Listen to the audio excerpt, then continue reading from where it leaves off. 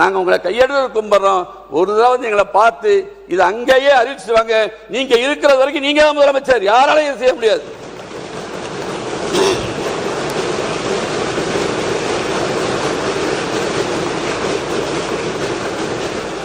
எங்களது பகுதியில் இருக்கிற விவசாயிகள் நம்முடைய புதிய முதலமைச்சரிடம் சொல்லுங்கள், நம்முடைய பகுதியினுடைய வேதனையை சொல்லுங்கள் என்று சொல்லியிருக்கிறார்கள்.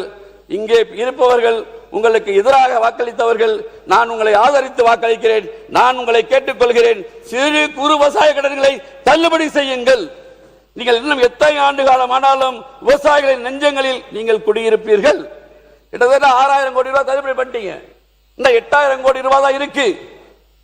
கிட்டத்தட்ட இந்த சிறு குறு விவசாயம் என்ன குறிக்கிடாதீங்க, மாண்புமிகு பேரவைத் தலைவர்களே குறிக்கிடக்கூடாது. அப்ப நான் பேசுவேன்.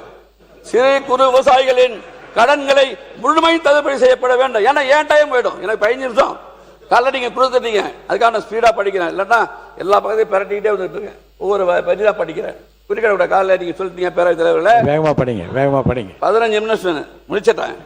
சிறு குறு விவசாயிகள் பெற்ற கடன்களை முழுமையும் தள்ளுபடி செய்யணும் முதலமைச்சர்களே. எங்க எதுக்கு வேணாலும் கவர்ச்சி திட்டங்களுக்கு கடந்த காலங்களில் கடன் வாங்கியதை போல உண்மையான நல்ல திட்டங்களுக்கு விவசாயிகளுக்கு உதவுகிற இந்த திட்டத்திற்கு நீங்க எங்க வேணாலும் கடன் வாங்க.